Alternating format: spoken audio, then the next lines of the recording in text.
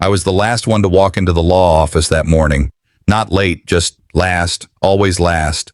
The polished tile clicked under my shoes like it disapproved of my presence. I caught a quick glance at the receptionist. She didn't smile. Nobody did. "Nice of you to show up," my sister Janet muttered, just loud enough for everyone to hear. Her lips curled into that tight, performative smile she wore at funerals and family dinners. I gave her a nod, not because I cared, but because I didn't want to give her the satisfaction of a reaction. The others were already seated, Janet, Mark, and Raymond, all dressed like they were auditioning for a magazine cover on grief. I took the only empty seat nearest the door. The firm was clinical. Sleek tables, cold lighting, certificates on the wall like shields. No warmth, no soul, just like Dad's parenting style. Across from us sat the lawyer, Malcolm Reese. He was in his early 60s, the kind of man who probably owned a dozen ties but wore the same three out of habit. He greeted us with the same tone you'd use to discuss weather at a wake. "Thank you all for coming," he began. But his eyes flicked to me just for a second like he was checking if I'd bite. I didn't. I leaned back in my chair, fingers steepled. My heart wasn't racing. It had done all the sprinting it needed to years ago. Now it just waited. There's something about sitting in a room where people smile through their teeth that makes you remember everything you tried to forget. I remember being 12, packed into the Suburban with my siblings as we headed to the Grand Canyon. We'd stopped for gas and I ran inside for a soda. When I came back out, they were gone. They left me. Said later they thought I was asleep in the back, but I knew better. I was always the kid nobody counted. That memory clawed back now, uninvited, but familiar. I didn't even flinch. You get used to being forgotten when it happens enough. They all went to college out of state, got their MBAs, married up, took family loans they never paid back. Me, I stayed here, fixed cars, paid rent on time, took care of Mom after the stroke. No headlines, no applause, but I wasn't bitter. Not the kind you show anyway. Just the kind that settles deep and makes you quiet in crowded rooms. Malcolm cleared his throat, pulling out the sealed envelope. "Let's begin," he said, like it was a sentence and not a request. He started with Janet, a lake house, stocks, jewelry. She tilted her head as if surprised, but not really. Mark got a condo and a vintage car. "Dad always loved that car," he said, like he earned it. Raymond received the family home. He whispered a quiet, "Wow," and then looked at me. The same look he gave when I didn't make the varsity team in high school. I just sat there, still, watching, listening. The lawyer's tone was steady, but I caught it, and that micro-pause when he reached the last name. "And finally," he said, adjusting his glasses, "to Ellis Donahue." The room leaned in. "The full controlling interest and ownership of Donahue Logistics, Inc., including all subsidiary holdings, assets, and controlling votes on the board of directors." Silence, then laughter. Loud, barking, cruel, from Mark. "Come on, that's a typo, right? Ellis, the garage monkey?" "That's what it says," Malcolm replied calmly. "Your father made the change 6 months ago. It was witnessed, notarized, and updated in the state registry." Janet's jaw tightened. "This doesn't make sense. Why would he do that?" Malcolm didn't answer. Instead, he pulled another document from his briefcase. "It was part of a separate agreement. Your father signed a contingency clause stating that ownership would pass to Ellis upon completion of certain criteria, which, according to this, he fulfilled." My breath caught. I'd forgotten about that conversation. Quiet, over coffee, months ago. He'd asked if I'd ever thought about taking things over. Said I was the only one who understood work ethic anymore. I thought it was just small talk. Apparently not. "You forged this," Raymond barked. "There's no way Dad would—" Malcolm raised a hand. "Everything has been verified." The table was chaos now. Voices overlapping, chairs scraping, accusations flying. But I didn't move. I sat still, watching the show. That old feeling of being left behind, it was gone. They could rage, cry, call lawyers. It didn't matter. The papers were signed. The deal was sealed. I looked straight at Mark, who was still chuckling to himself, shaking his head like the world had lost its mind. I didn't laugh back. I didn't need to. Dad chose me, and this time I was the first to know. They tried to act like it didn't matter, that it was some kind of technical glitch, but I saw the panic in their eyes. They didn't lose a company, they lost control, and for once, I had it, but I should have known. Ownership doesn't guarantee control, not in this family. The rain hit hard as I pulled out of the law firm parking lot. Big, fat drops smeared across the windshield like someone trying to erase what just happened. But that moment, Dad leaving everything to me, wasn't going anywhere. Not for them, and not for me. The drive back to the family house felt longer than usual. I knew I wasn't walking into a warm gathering. This wasn't grief. This was strategy. Damage control. An ambush dressed up in condolences. When I parked, their cars were already there. Of course they were. They'd beat me to every finish line before. Why stop now? The old colonial-style house stood there like it had something to say. It was still Dad's place, even if he wasn't around anymore. The porch light flickered as I stepped inside. Familiar smells, same creaky floors, but the air, heavier. The framed photos on the wall weren't memories tonight. They were witnesses. Clarissa opened the door before I knocked. "Ellis," she said with a forced smile. "Glad you came." That wasn't an invitation. It was a setup. And I walked in knowing exactly where I'd end up. At the dining table. The same table where we once passed mashed potatoes and now passed blame. Clyde didn't waste time. "You really think you earned it?" he asked, standing by the fireplace like some kind of judge. "Earned what?" I replied, already bored with the performance. "The company, the control. Don't play dumb." I pulled out a chair and sat down slowly. "You think shouting makes your point stronger?" Clarissa chimed in, all silk and venom. "Dad was vulnerable near the end. People take advantage when someone's slipping." "I was with him every day," I said. "Were you?" Clyde stepped forward. "You manipulated him." "You got any proof?" I asked. "Or just more noise?" The room tensed. Dorian entered from the kitchen, arms crossed, wide frame filling the doorway.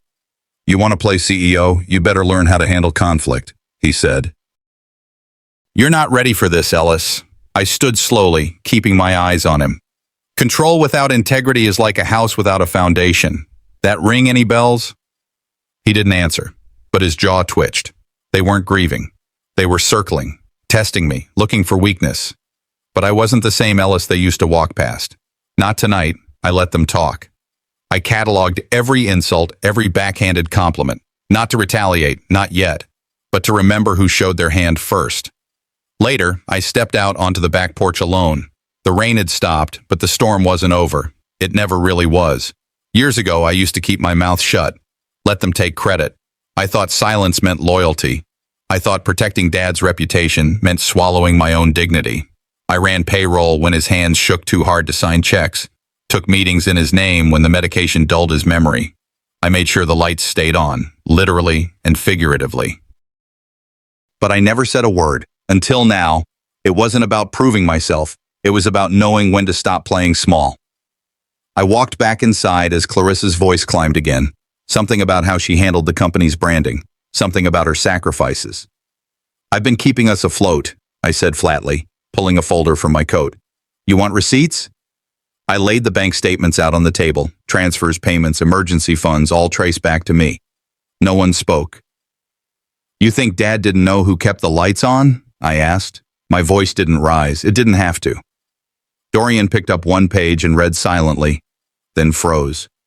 "What's this?" he asked sharply. Malcolm had mentioned it, but I let them find it on their own. Page 7, Dad's addendum. A clause stating that no property or shares could be sold, liquidated, or transferred without my explicit written consent. Clarissa's face dropped. "This can't be real." "It's real," I said. "And it's binding." Their outrage turned into something colder, calculating. I could see it in their eyes. The panic wasn't about me having control. It was about them not having any. Clyde sat down like someone had pulled the wind from his chest. Dorian looked at me, not with hatred, but caution. I could have gloated. I could have told them to pack up and get used to answering to the brother they ignored. But I didn't. I leaned forward, hands clasped, voice low. "This isn't about winning. It's about stopping the rot. I wasn't here to dance on anyone's grave. I was here to rebuild something before it collapsed completely. Because for all their flaws, this family still bore my name. And names mattered. Dad used to say, true leverage is when you don't need to swing it. I didn't swing anything tonight, but I held it, and they knew it. Still, leverage can turn into a noose. And someone in that house was already tightening the rope. I woke up feeling like I'd been dragged through rain. Sleep had offered no refuge. Flickers of yesterday's chaos haunted every nerve. My apartment felt smaller. Walls leaned in like they were listening. I sat up, my heart still racing, avoided my phone, knowing the screen held daggers from family group chats. I sipped coffee from Dad's old chipped mug. Steam curled into the gray morning air. In that slow silence, I weighed loss and liberation. I'd lost their approval but gained clarity. A knock at the door startled me mid-breath. I froze, then walked over, sliding open the chain. There stood Maribel, older now, hands shaking slightly, holding a worn envelope. She stepped in without waiting. "Ellis," she said quietly. "He asked me to give this when the time came, in case they boxed you out." She passed the envelope. My fingers trembled as I untied the string.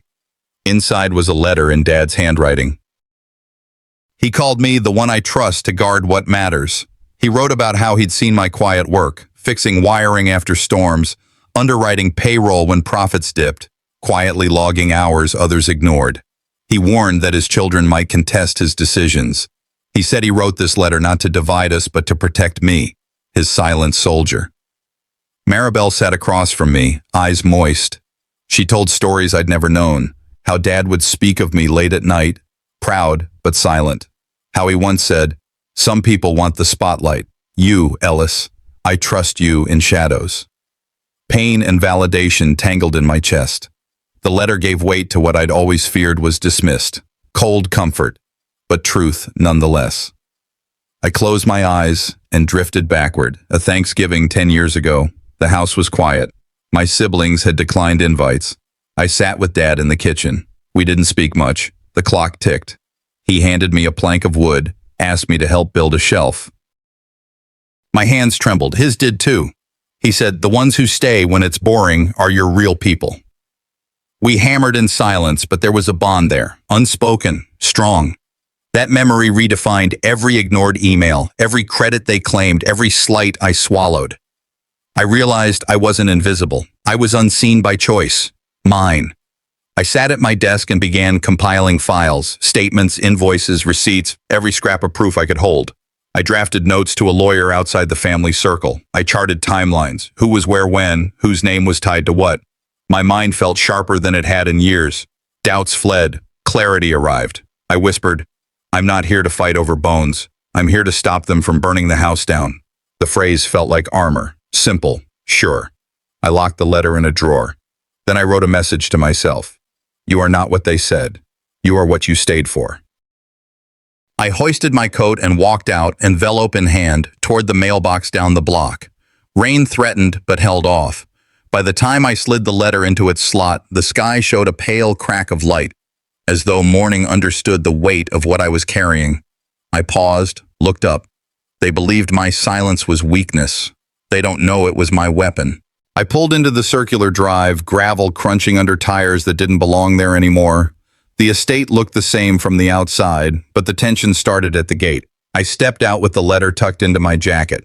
Clyde and Ramona had summoned me like I was a tenant up for eviction. I wasn't fooled. This wasn't mediation, it was theater. The living room felt like a trap masquerading as tradition. Dad's books, untouched. Fireplace cold. A family portrait tilted on the wall. Or maybe someone bumped it on purpose. Clyde stood near the bar, hand resting on a tumbler of water he wouldn't drink. Ramona, seated by the French doors, looked up from her phone just long enough to smirk. Someone had paused a FaceTime call mid-screen.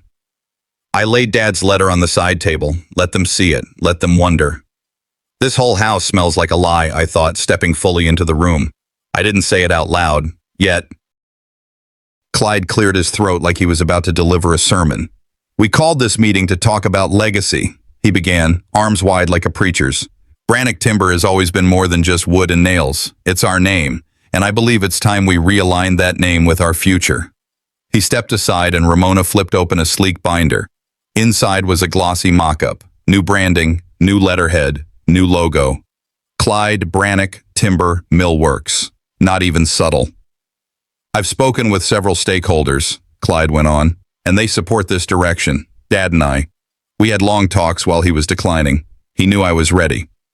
Ramona clapped once, maybe twice. The rest of the room shifted like they couldn't decide whether to stand or duck. I kept quiet. My jaw clenched, not out of surprise. I'd known this was coming, but out of restraint. You already had a deal with him? I asked, voice calm. Something in writing? No need, Clyde said, smiling. Dad knew where real leadership comes from. He said it himself. I looked down at the folder, then back at him. You can't rebrand what you never owned. I reached into my jacket and pulled out copies of the signed agreement. Dad's signature, dates, clauses, names, my name. There's a document you didn't expect to surface, I said, laying it out. It names me, co-owner, silent partner, binding and notarized. Clyde stepped back.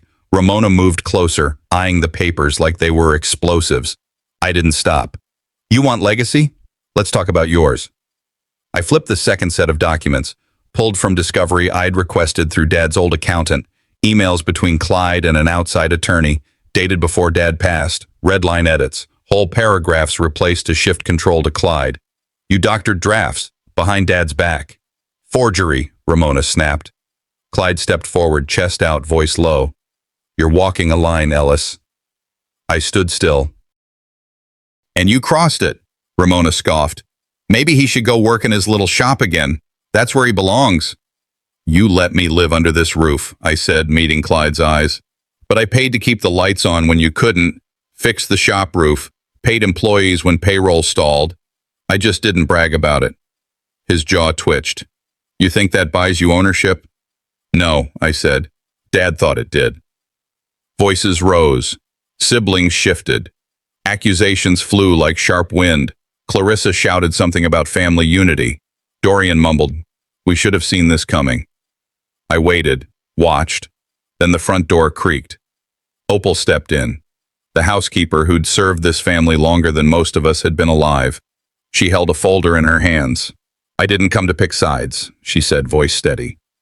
But I found this while cleaning out the upstairs filing cabinet. Thought Mr. Ellis should see it.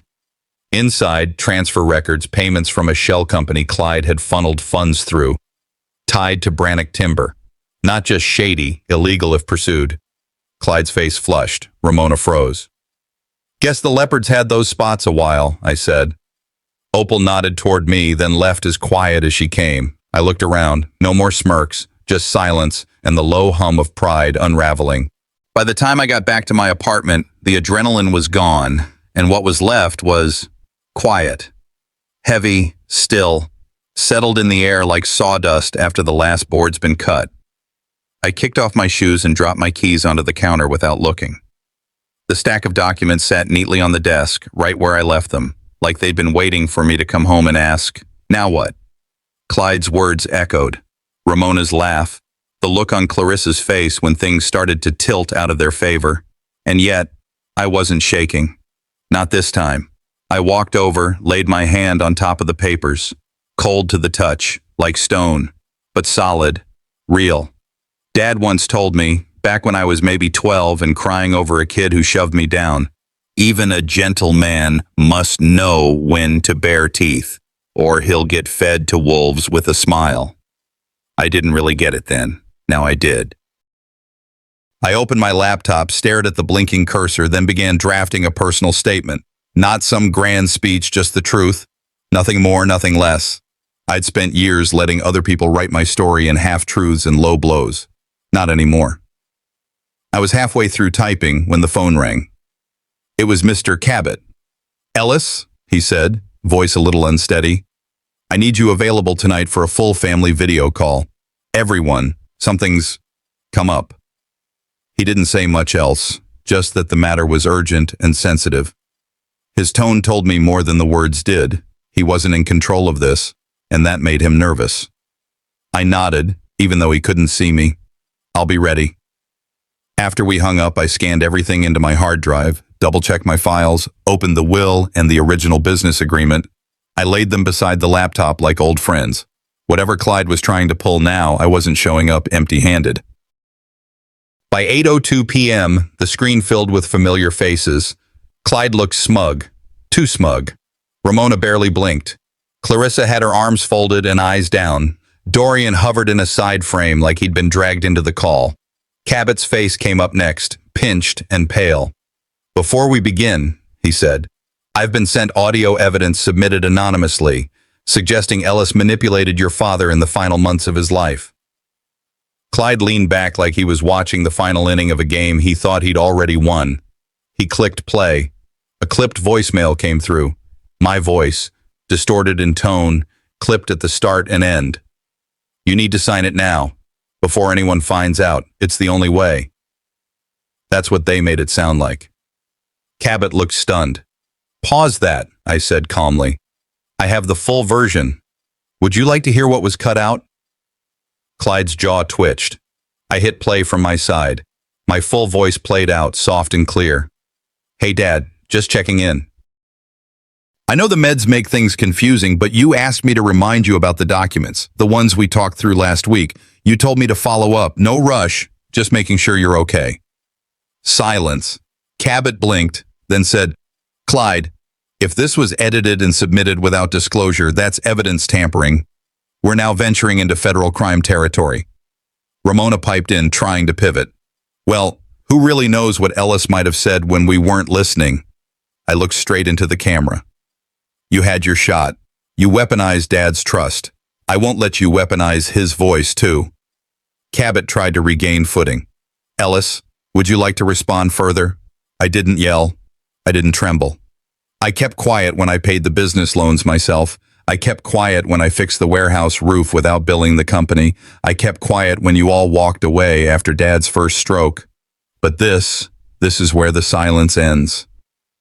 I held up Dad's handwritten letter. "This isn't about who owns what. It's about what was real, and I'm done being edited out of that truth." I paused.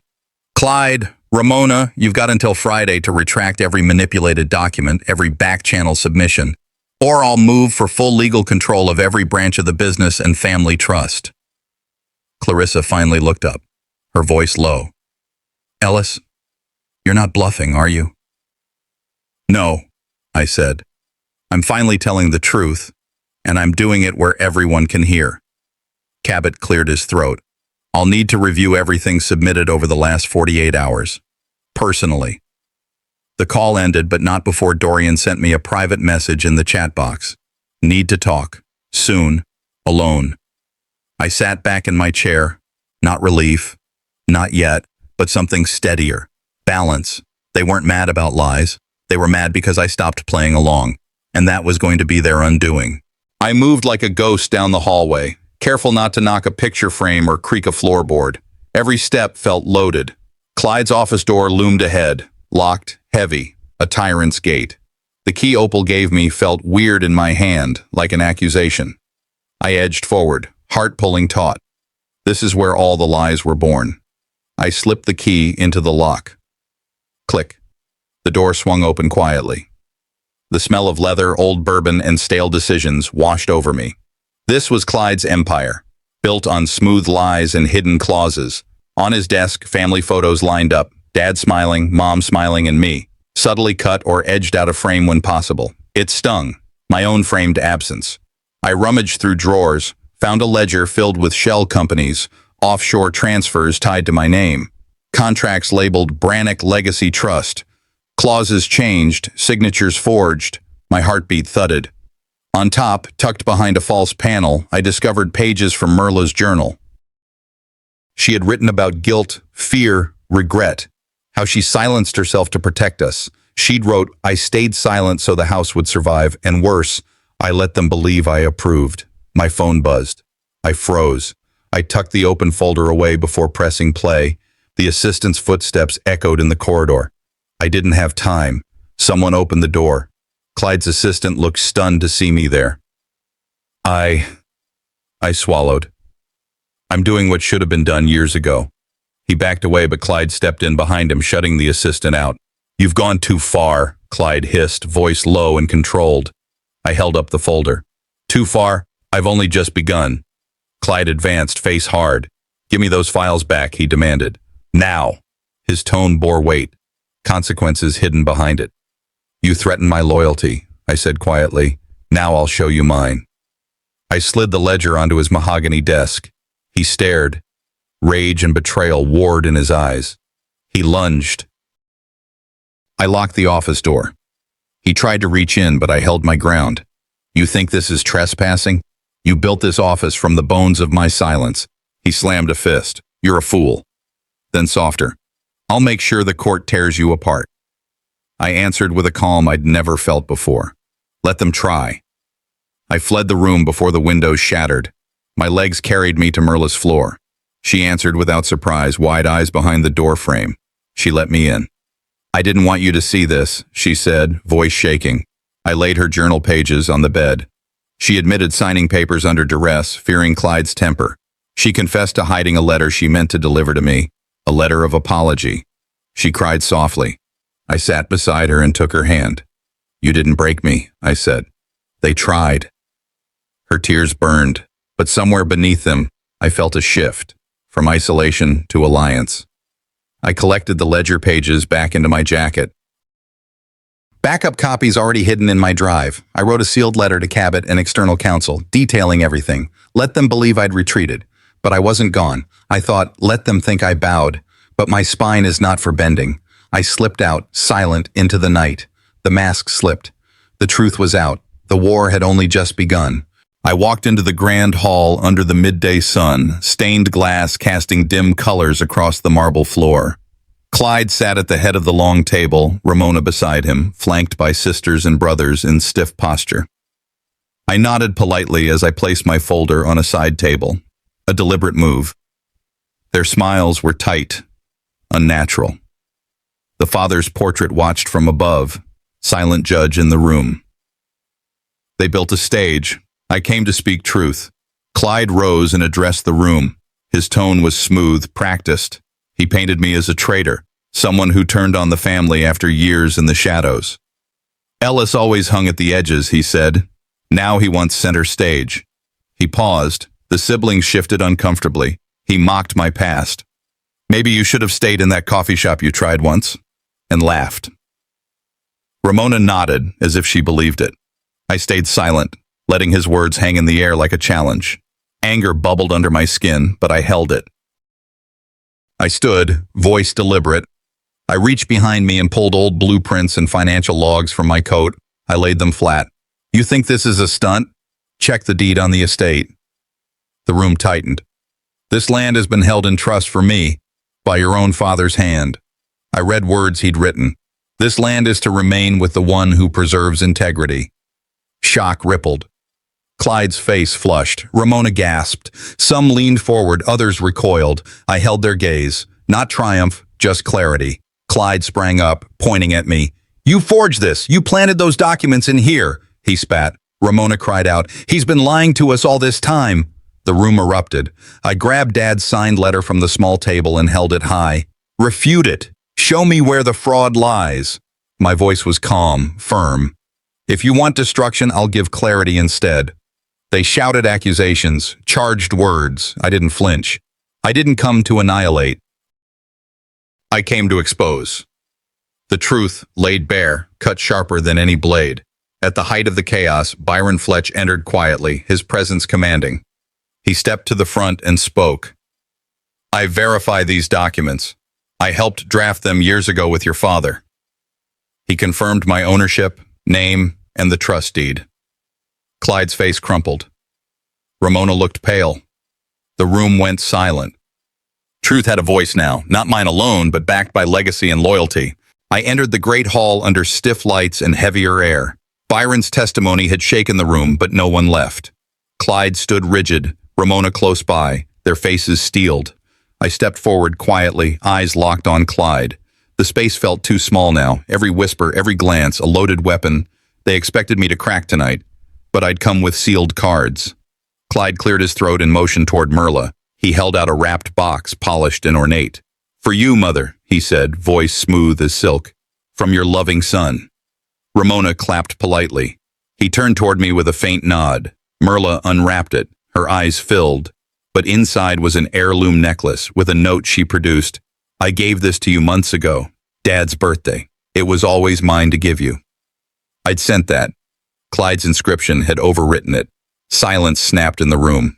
Ramona shot at me. You manipulated that gift to look like you cared. Merla's face crumbled. He told me it was from you, she whispered, confusion and hurt in her eyes. I didn't respond. Then the MC voice echoed through the hall. Tonight, we celebrate the only son. A gasp. Clyde's fingers flexed. I stood up. I am here. I am your son too. Ramona moved to interrupt. Merla stared back at Clyde, stunned. The projection screen behind me flickered. The slide brandishing only son had been cued deliberately through Ramona's tech. My name was absent. I pointed to early event photos. There I was, included. The room tensed. Clyde's voice broke the pause. You planted those slides, he accused. I held up Dad's letter, steady. Prove it, or sit down and swallow what's real. The siblings erupted again, voices overlapping. Ramona shouted betrayal. Clyde sputtered denial. I remained firm. You want a war? I offer a reckoning. The flood of emotion hung, raw, in the stained glass shadows. Then Byron walked forward from the back doorway, unannounced. That envelope is not forged. I co-signed parts of it. He confirmed Dad's intent, the trust deed, my rightful stake in the property. The hall quieted. Clyde's face drained. Ramona's hands trembled. The balance tipped. Truth, backed by legacy, held the floor. I took a breath. You have 3 paths tonight. Admit the truth, walk away, or litigate every corner. I choose none.